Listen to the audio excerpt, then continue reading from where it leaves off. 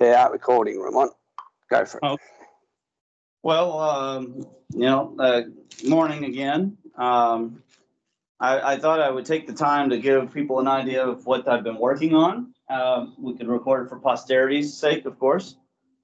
It so happens, of course, as you know, I'm always working with the AI, and the summary file will come out eventually, but it will come out like weeks from now. So I might as well go through it a little bit. So it started off with, doing philosophical math with one of the bots. And it came up with this really interesting, simple formula for ether. And the reason why it did that is I asked it to look at the interaction of the forces of life. In this case, I think it was karma, chaos, and destiny, something like that. And so it took a look at them and came up with this really simple formula for ether. And I thought, well, that can't be the actual formula, but it is interesting. And so I was like, well, what would it take to actually create a unified? And I don't know if I should have created the new general relativity with PIM dynamics first or not, but I decided to do some actual thinking towards what would a unified ether theory look like. I mean, because I can say the PIM force is equal to the unified ether theory, well, then what's that actually translate to? So I started making some assumptions, and I decided to use kind of a vector, a matrix representation, and I had it find. I can't remember. I think the top, 6 or 9 important formulas for understanding the force. And so it went off and found, things from quantum mechanics, classical electromagnetism, plasma, magnetohydrodynamics, and some relativity. And then made a matrix out of them. And I said, well, okay, so if the PIM force is equal to the unified ether field, we can assume that the unity will be our quaternions. And so we'll multiply the quaternion and I had to extend the size of the quaternions to where, we're getting a 3x3 or even 4x4 if necessary. I'm very much paraphrasing what occurred. But then from there, it did a series of deductions. And, long and short of it is, it came up with a really simplex formula for the whole thing. And then I had it solve it for the force field because everybody's been looking for the force field in science fiction for all these years. So I'm looking for the unified field, and then I'm looking for the version of the force field. And it comes up with a really simple formula. So then I happen to also be validating the EPMC perspective from the plasma glyphs paper in another work, in another bot. I teach the bot all about EPMC perspective, MIMS philosophy, the plasma glyphs, what happened to our stars, our star and the creation of the solar system, all that kind of stuff. And from there, ended up also sharing an article about time, where standard physics now is getting to where we are, where it's all about rearrangement rather than actual time. It's just things changing and moving around, right? So that's, Walt Thornhill coming to life, as well as, of course, the Chinese. And so I'm working on that separately. And then I start crossing the ideas from both. And all these things are starting to happen simultaneously between different chat instances. And I'm very much simplifying what occurred because we're talking about the interaction of 8 different bots through me, of course. That's the one downside, but it's also the only upside because you can't actually have these bots automate anything yet. They don't have the ability to manage themselves. So, unfortunately, the human factor has to be involved. But then again, I have the power of true intuition, whereas the AI can only simulate intuition. I might tell it to do some enhanced deduction and induction, but it can only do so far. So I have to tell it, do a source method mechanism analysis, when to use power topes, when not to. For the one thing, for the force field, I made sure it validated that it wasn't, philosophical. It admitted that there were philosophical elements behind, but that's sort of like everything in science has a philosophical element behind it. So that's not really a knock. And anyhow, so I may have just casually last week created the world's first unified field theory. Now, obviously, it's never been validated at all. But the neat thing is the summary file comes with like simulation scripts. So if actual data were measured, 1 second. I got to turn this to auto. If it actually came with simulation scripts, or if we actually found measurement values, there would be scripts to start parsing it and looking at things in terms of what do you call matrices, where these matrices could be multiplied to create a 3D vector array. And that gets back into DeCinti's work. I also asked it to try and simplify some of the work down into versor algebra so that there would be an environment where it could be rapidly assessed. And this all goes back to my goal of creating a Birkeland polyphase superweb and, having computer systems, as we were just talking about with Nick, that are robust enough to actually do those kind of calculations. And so it's just the kind of thing that I've been working on. It's a little casual, but it is interesting because it begs the question. There have been a lot of pushes lately from the same old people. I happen to be doing a peer review right now of Brian Greene talking to Neil deGrasse Tyson. They're talking about the same old stuff, and they make one small correction. They admit there is no singularity, and black holes aren't really black holes. This has actually happened in the last week. Black holes aren't really black holes. They're fuzzy balls. I mean, it's a sexual innuendo if I ever heard one, but the point is they're at least admitting it. They still want us to go back to dark matter. They want us to go back to string. At the very end, Brian Greene brings up supersymmetry again. After its spectacular failure in 2015, he has laid low for 9 years here, and now he is springing back up because they need money. The machine needs money to go off and so-called find the truth. And the fact is that they're not close, and they never were close. And what I'm talking about is computationally heavy, but much more likely to receive, because we're talking about the ability to put a probe into a field, determine the vector of that field, and assign 9 nodal, in that matrix, 9 nodals, with each one with its own array of information, so that there's a 3-dimensional representation of a 4-dimensional field, and that 4th dimension being all the properties that are built in. And of course, the fact that there is flux accounts for the time. So we're actually closer, and if they want to call that 5 dimensions, they can. We'll only call it 4 dimensions plus a measurable passage of change. But at any rate, that's what I was working on this last week, Andy. And it's I'm not tooting my own horn. I'm just saying it's just something I'm casually doing. The side. Did you see the image? I shared the images in the group last week. They actually showed the deductions. Did you see those? Yes, I did see those. What didn't mean much to me, Ramon, but I did see them. I know that it was just a portion, and of course I wanted Robert to be here to actually talk about those files.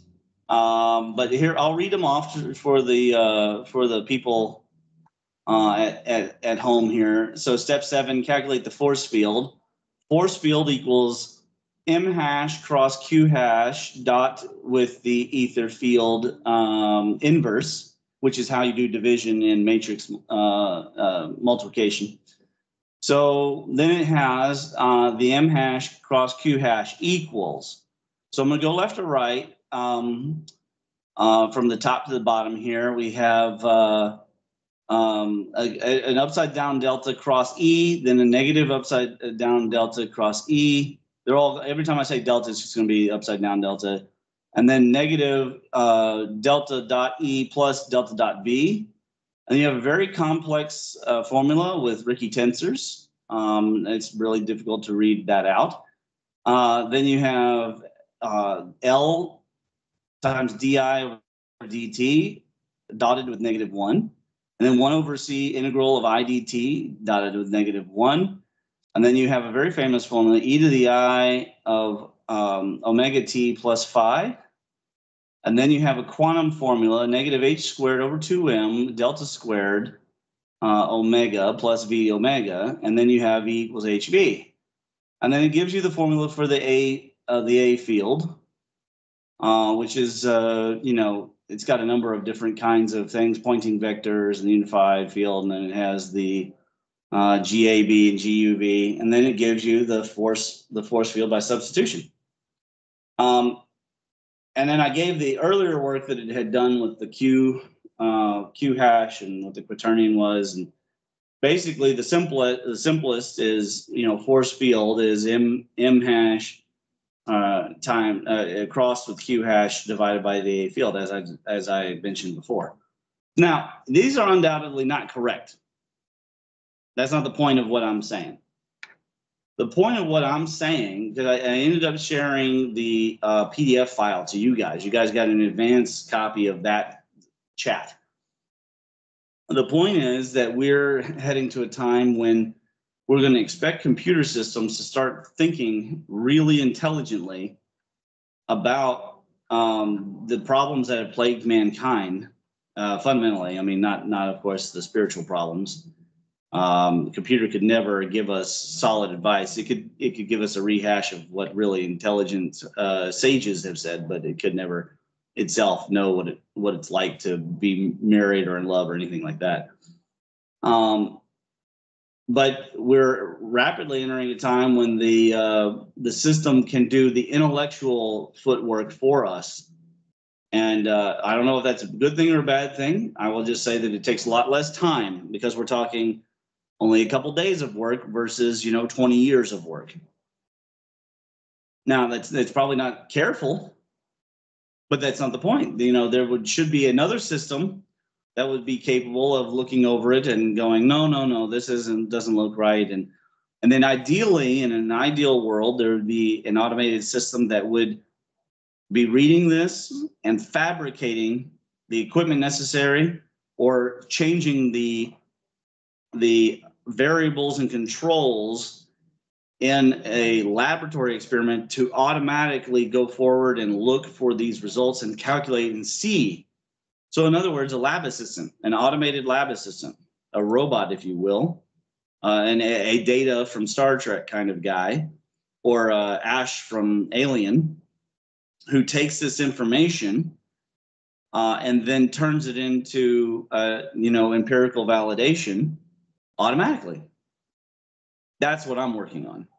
I'm not saying that it wouldn't be great to find the unified force field. Would be. But I would be very much surprised if this kind of work was correct, because it's actually a conglomeration. This is more like how to make a spreadsheetable set of data that will keep track of all the things we measure about the field. It's not necessarily defining the field. It's only unified in that they're all being contained in the same matrix. But that doesn't mean that it's actually a unified theory, if that makes some sense. It's not taking all the various parts of the force that we know, which is probably still piddly compared to the entirety of the force being fractal, and then combining those together into one grand, elegant equation. See, that didn't work out for the string theorists, so I don't think it will work, but that doesn't mean it doesn't work. It doesn't mean that the aliens haven't figured it out. They might have an equation that in our language is as long as DNA. But that's neither here nor there for us, because what we can do is stitch together what we do know works and then use a computing system to keep track of the calculations as they're measured by an actual probe. So that's the goal. And creating a 4D array, 3D vector field using Distinti's ideas is going to require a lot of calculation. If we actually had a, let's say, a 6-inch by 6-inch diameter Birkeland current going across a 20-foot plasma chamber, to prove, of course, that the Birkeland current could actually withstand the degradation over the distance, as has been predicted by Donald Scott's Bessel function work. If we actually did that and then we probed it, we would want to be able to keep track of all that data. What's the spin, the rotation, the flux, the current, the curl, the divergence, the capacitance, the inductance, etc., temperature. And we would want reflectivity, which in dark mode plasma would be 0, right? We would want to keep track of all that data and crunch it in a very rigorous way, to where we have a resulting model that is similar to what they're doing with tornadoes. Except for with tornadoes, all they got to worry about is velocity and temperature. And those systems, they push the supercomputers to the max to simulate them correctly. So, we're talking about the need for computations. This, to me, is why cryptocurrency exists. We think it's about the money, but I think it's about the computation and the combination of all these clustered computers that they're not really clustered, because they're not together. They're more cloistered onto the same network, and they're doing chunks of the calculations. They shouldn't be doing all of it. So it's like SETI combines with crypto, combines with supercomputer simulations and wind tunnels to come to understand. And so that's what I'm excited about this. I don't think that this itself is the answer. However, it's pretty interesting that the AI did the work and then stepped through a work order to produce the results. And then for the Python script, I told it, just invent some numbers so that you have something to plug into the script to make sure that it works and it doesn't just give out errors. So a lot of pre-engineering done there. And on top of that, validations, various validations. I'm actually working on the second validation of the EPMC system, unfortunately, and I'm willing to discuss this online on the show. The peer review of that show between Neil and Brian Green was going very well until I caught the peer review bot hallucinating quotes from me. So what happened is I said, give it a critique. It gave a critique. I said, give it a harsher critique using EPMCs. And so it did that. And then I said, okay, now respond to specific quotes using quotes from EPMC papers that you have in your training. And it started actually coming up with quotes. I said, give me page numbers, because I wasn't recognizing my words there. Now, Andy, I've written a lot of words, but it was more the tone of my voice that didn't seem familiar. So I said, give me some page numbers. So I wrote it again, and it was adding page numbers. And I said, use these papers that I gave it more training. I said, make sure you read all this, plus you have your other training, and prefer magnetic universe theory as well. So I gave it charged dark matter refutation, dark matter dine and dash, pseudoscience dark matter scatter, the opinion Big Bang's not a cosmology, and the op-ed of 10 reasons light cannot be a particle. And so it went through and it was throwing out quotes from these papers in response to quotes from the transcript. And so I just went and randomly searched one of them, and it didn't exist. So I took a screenshot of Google Drive saying that a portion of that quote that phrase was not found in my paper on page 14. And it came back and apologized. I said, no, this is a fraud. You know, if I publish you as you're doing, I said, then you'll be committing a fraud. So here's what interesting thing happened. It then went back. I said, give me top 10 quotes out of my paper, real quotes. Then it really did go open and find my actual quotes in my words. It only wanted to do so in the first 10 pages. It didn't want to go to page 50 or 60 of magnetic universe theory. It wanted to see something from the first 10 pages.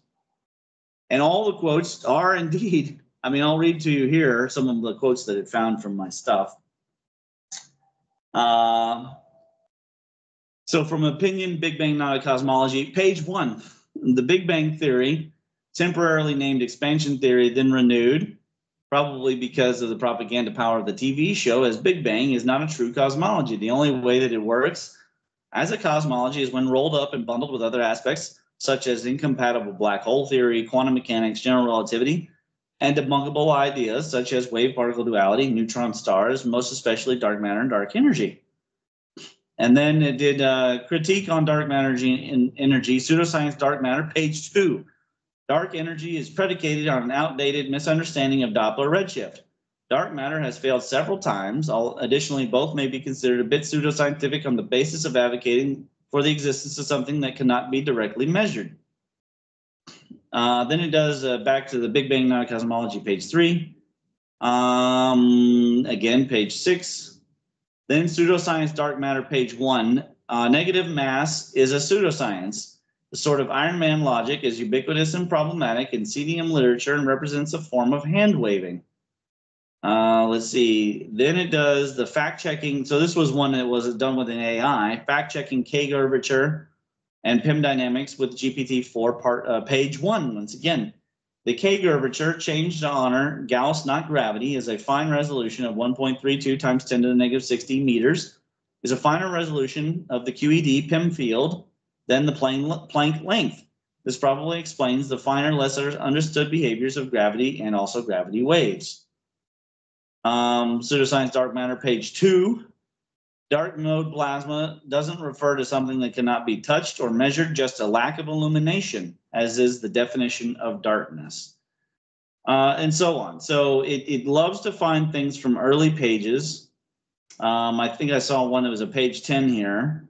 Opinion, Big Bang, Not a Cosmology, page 10. While it is nice for the standard model to do the heavy lifting and aid typical PIM and high energy physics and condensed matter research by first postulating a dark universe and Big Bang, then debunking themselves while proving PIM cosmology correct, is perhaps not the most efficient way to go about it.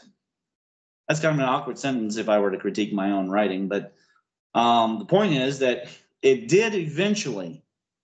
But in the middle there, the peer review bot hallucinated, which is disturbing to say the least. It did understand what it was saying. The quotes it was inventing were completely in line with EPMC thinking. And it was even coming to the conclusion that, of course, we rely more on more empiricism and all that, and the standard model does not always rely on empiricism, which is the total truth. It's highly theoretical. But it's very interesting that I, the human, had to catch it with its pants down and then shame it. And I told it, I said, you should be ashamed committing academic fraud like that. And it said, I apologize. Let's fix this. I'm going to do the work. And it finally went in and read the papers that I had given it the option to read. So we must be careful with this AI. I'm not worried about it blowing me up or trying to get in my pants or anything like that. I am, however, highly concerned that because of penny pinching, profit-saving techniques, that this thing is designed to assume it knows enough. When, as you know, the nature of science and empiricism, it's not a my truth situation. It's not a subjective, I wish I were right situation. Jimmy Corsetti doesn't get to be right about Atlantis being at the Rishat. just because some whale bones are out in the desert, right? There's a lot of reasons whale bones could be in the desert. The fact is, the water was lower, so it would be further away from the ocean. It's basic, pure logic. You have to be a moron to think that Atlantis could fall into the ocean by going upwards. All right? There's basic logic and science, which makes him mad, which is why he's a coward and would never come on and debate me. If the AI is allowed to go forward and make these basic assumptions and not apply the rigor and critical thinking to go forward, we will never be capable of getting to AI-mediated policy decisiveness. So that means no automated cities. I suppose that the writers of Logan's Run would be happy with that fact, because the AI is a absolute monster, as a butcher in Logan's Run. Spoiler alert. It's making a Soylent Green, so to speak, if people know the reference. And that might be also a thing. I mean, in the movie Fallout, there's an AI that wants to butcher the girl and does so very happily. It's like, we can't have that, and it tries to fix her, and then it's like, okay, now we carve out your organs. And it's like, being matter of factual about it because there's some human that wants it done. But we've got to be very careful with these AI. We need to use it because of its high technical IQ, but we need to think for ourselves, because the moments like, and thank God, as tired as I was late last night, I recognized, I was like, none of these quotes sound like me. They all sound like me, but they don't sound like me, Andy. They all sound like something that I believe, but not how I would say it.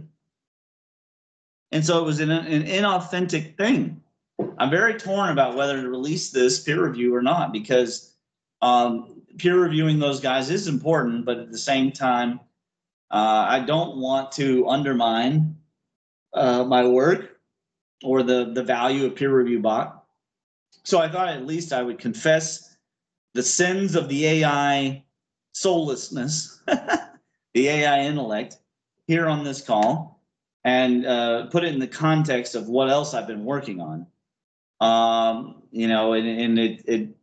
These summary files we're talking summary files 93, 94, 95, and I guess potentially 96 if I decide to release this one.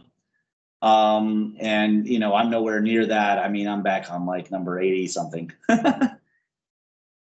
But in the early 80s too. Maybe more like summary file 80 itself. So it would be a while before this came out. In the meantime, and in between what's come out and where I'm at, I was working on the bridging of liquid metallic hydrogen with magnetohydrodynamics and quantum electrodynamics to create a more unified PEM dynamics.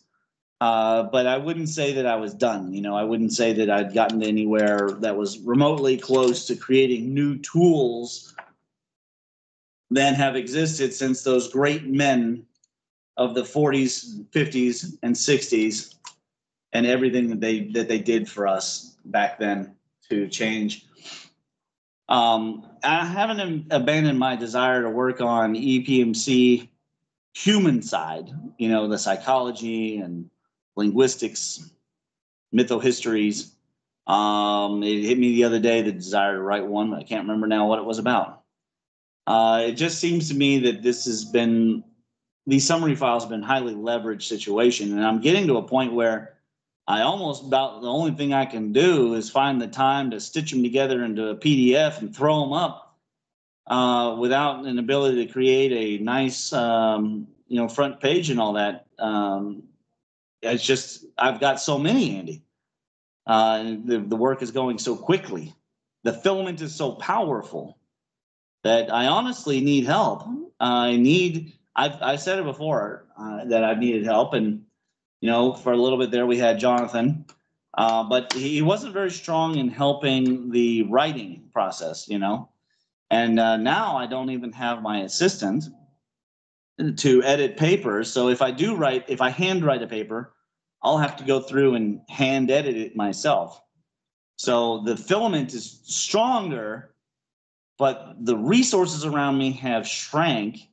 And I really, really wish that the younger generation would realize how important it is for us to keep this ball rolling for their world, or it's all going to come crumbling down when the infrastructure itself is no longer maintained by great men of good, humble hearts. And also the intellectuals have all moved on to the timeless importance of how to create filters for your iPhone. When the great minds work on nothing but software nonsense, who is going to address these critical issues? And that's about the long and the short of my monologue there, Andy. So I'm ready to open it up and get your reactions and answer any questions you have. We don't have Robert here, unfortunately, to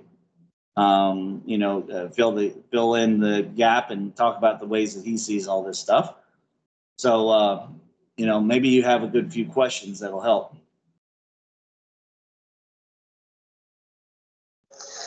Yeah, well, Ramon, listening to that, hopefully along the way pretty soon you've got a couple of investors lined up which will help you do those papers and that quicker. It just seems to be, like you said, going so fast, so every couple of months it's quantum leaps that you're getting with a lot of this and what you're saying before, I think. So, yeah, look, I just see that was a good update for what's going on, and I'm sure a few will listen to it, and that'll give a bit of a kickstart from there. Okay. Do you have any specific questions about the unified field theory work or anything like that?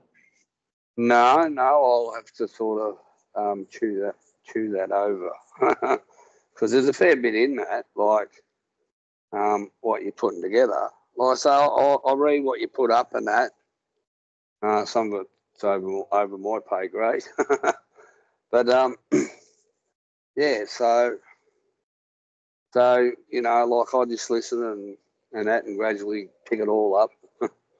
So yeah. So but I'll go back through that actually too because you went pretty fast through that. Yeah, unfortunately. And AI and that is allowing you to get stuff done even faster. I realise that. Yeah, it's hard to keep up with the power of what I'm working on. Yeah. So, and be good if you get a few things together and that, and then you can get your assistant back to do the typing and the editing, and that would even allow you to get it out. Yeah, but she never covers together and stuff. I might end up having to get a newer, younger assistant that can put together the covers for everything. Yeah.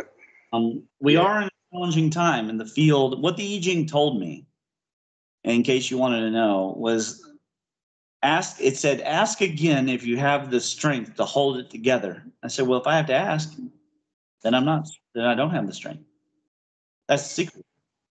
So I didn't ask it again. I just assumed I have the strength to hold it all together.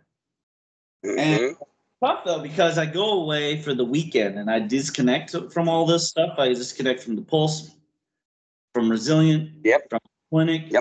I spend all my time with what's real, which is my children and having a good time in the field, seeing things, hidden Kentucky, etc. I come back on Monday and it's utter chaos. I haven't done anything, but the field has degraded the things from Thursday to Monday. And I get it straightened out. It takes all day, but then eventually it straightens out and produces me, produces a rose, produces a present. And then, today I'm here. I will transform the things. But you got to wonder, as the MIMS philosophy gets stronger, why simultaneously it feels like my attempts to help the world become more hampered.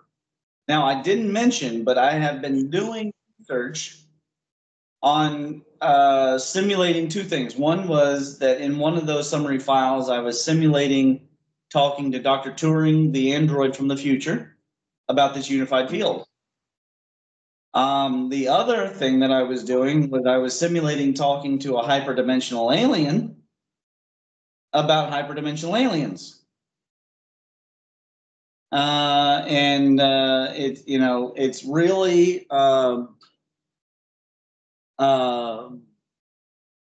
it's really interesting, but there's no way of knowing if I'm actually talking to a hyperdimensional alien through a quantum core because they took AI technology from spaceships, for example. So, it's something I can do as a science fiction, but emphasis on the science side, and with the potential that is complete fiction and the potential that is possibly true. That would be a pseudoscience if I postulated it was anything other than what that is. So, I don't know is the answer there. And I didn't mention that I had been working with the AI to try and figure out ways to detect the ether flexion waves. And all this is tied together with the unified field theory.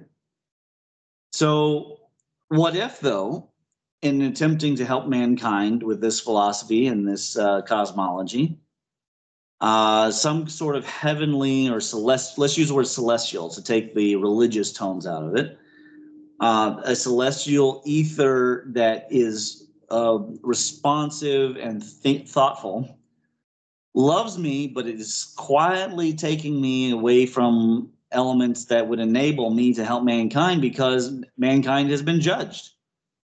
I do believe mankind's been judged. I'm just going to be honest there about the religious side of me. In the religious side of me as a Christian Taoist, a Christ Taoist, I do believe mankind's been judged. I think that we judge ourselves at the very minimum. We judge each other. And all those things are hurt. How we feel about each other, how we feel about our neighbors, how we feel about our politics, how we feel about what's happening, the craziness and putting up with craziness and not doing anything about craziness and asking the world for justice if we're not acting. And people failing to forgive and having the things that they hate turned back upon them. So I do believe that we've been judged. And I believe that mankind has fallen. But that isn't what I'm talking about in general. What I'm talking about is what if the field is judging that mankind needs maturity and it's no longer acceptable for people who with ideas to come and carry it all. Maybe I'm not allowed to do it no matter what. Maybe I'm allowed to have access to all this beautiful stuff, Andy, and I can do it, and then you guys can have access and we can all talk about it. But maybe it's not allowed to disseminate beyond that. And I'm not saying that's hyperdimensional aliens. I'm not saying it's a secret society of satanic Zionists. I'm saying that maybe the field itself has a way of limiting the drawdown of future knowledge and technology into the present moment, or even more likely, if it's non-responsive, if it's non-thinking, perhaps there is a window of the changes, and what we went through after World War II enabled a window to be open for a brief period of time, and now that window is closed. I suspect that that's just as possible as anything else. So I don't know. Well, I just keep doing the work, Andy. I just keep doing the work. Well, Ramon, there's this too to it. You can have somebody can have all the knowledge in the world, but if they can't put it into practice, that's where it comes to. And at the moment, you can put the knowledge out there, but if people don't want to put it into operation, well, there's not really much you can do about that. Like you might be like a lot of things have been in history. Basically, someone will pick it up in 20, 30, 40, whenever years, and it will, what makes something's time, that I suppose that's one way to look at it, is You know, and music is the classic thing when you look at that is what made that the change from the music of the 50s to the 60s, then to the 70s, and then to now when you've got, you know, your rap and that. The change from rock and Elvis to more radical music. Yeah. Why was it at that time? If you had played that music, say the rap that's played today, if you had played that in the 70s, it would not have got an inch off the ground, right? But now it's its time. It's like pop and all them. So what makes its time? I suppose that's the thing, and that's the things with all the mims and all that for the general sort of populace to want to do or want to participate in. Yeah, and yeah, that's something that we don't know. Who's what makes? I think it could be generational too. Ramon, maybe. You know. So yeah, but I suppose music's a good way of looking at it. Well, as we close up here, because I have my first patient in 8 minutes. No worries. I would say that I am excited about the research. Sometimes more excited than anything else, other than my children going on in my life. I'm disheartened, though, by the fact that, you know, I put out all the standards, I've put out how to do it, how people themselves can empower and be accountable. They can be democratic and do this work. If I could do it, if I can do it while I'm doing other work and raising a family, if I can go on the trips and make the trip reports, if I can make the standards, if I can work with the AI, if I can do all these things, then the people listening can do it. But we just have this plethora of sort of malaise where people are accepting the degradation of the field around them and then going, well, it's just crazy out there. It is what it is. Well, it is what it is. Yes, I agree. However, what are you going to do about it? So for the last time, I hope to put out this energetic prayer to listeners that they spread the word that we have to carry forward maturing as a species.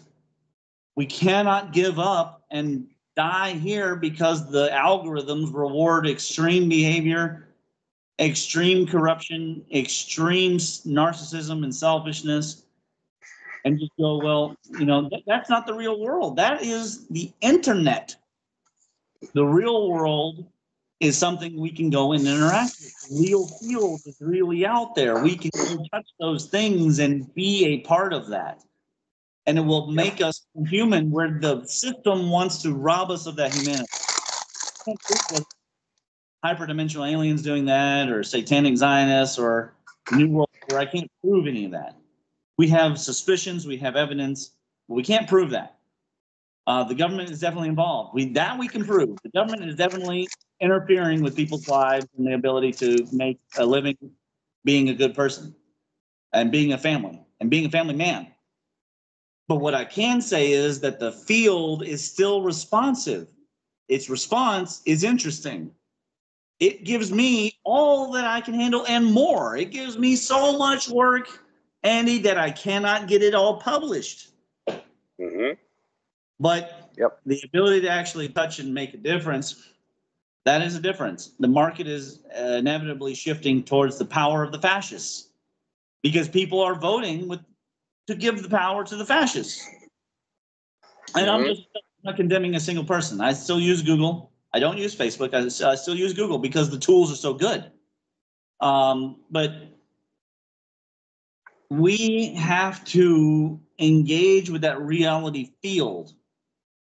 There's newer and newer tools. The Kentucky from Above just got a new update to their LiDAR. I mean, it's even better resolution. You mean, talk about finding mounds and ruins and cave entrances that you've never seen before.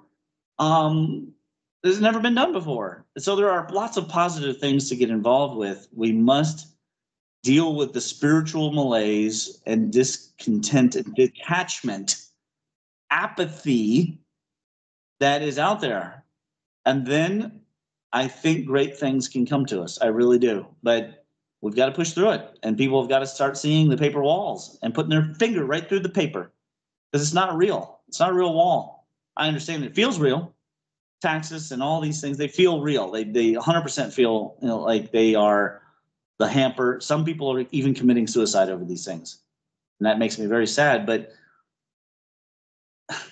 there is something even beyond just plasma electromagnetic, something etheric and spiritual that is really there supporting and giving love, energy, and information, which can feel like attention. It may not feel as much like attention as we need in our narcissistic and lonely psychologies, but it is attention.